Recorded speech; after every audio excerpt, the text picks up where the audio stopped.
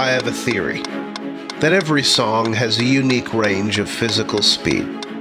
Not a tempo, which tends to remain static throughout a song, but a unique, dynamic range of physical speed. This is difficult to quantify since music exists on an audio plane and speed exists on a physical plane.